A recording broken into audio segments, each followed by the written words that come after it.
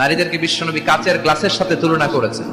কাচের গ্লাস আস্তে ধরতে হয়, আস্তে রাখতে হয় না জোরে রাখতে হয়? জোরে রাখলে কি হয়?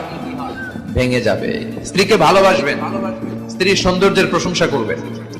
নারীদের পেটটা খনি, গ্যাসের খনি, তেলের খনি, স্বর্ণের খনি, চিনেন?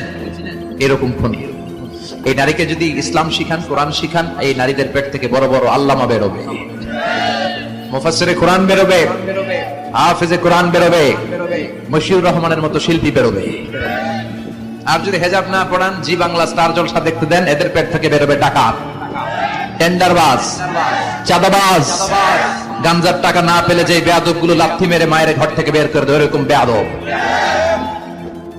এই জন্য নারীদেরকে যত্ন নিতে হবে। ঘরের শান্তি, ভালোবাসার মূল উৎস হচ্ছে হাজবেন্ড ওয়াইফের মধ্যে গুড রিলেশনশিপ। কিভাবে বাড়াবেন? টিপস কি? টিপস হচ্ছে আগে সালাম দিবেন।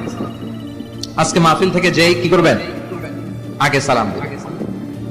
পারবেন না? ইনশাআল্লাহ আওয়াজ কমে গেছে। আই কিল্লাই দিম, হেতেই নারে দিব। আর সে তো আপনারা দিবে, আপনি কয়েকদিন দেন না, তারপরে লজ্জায় পড়ে তিনিও দিবেন।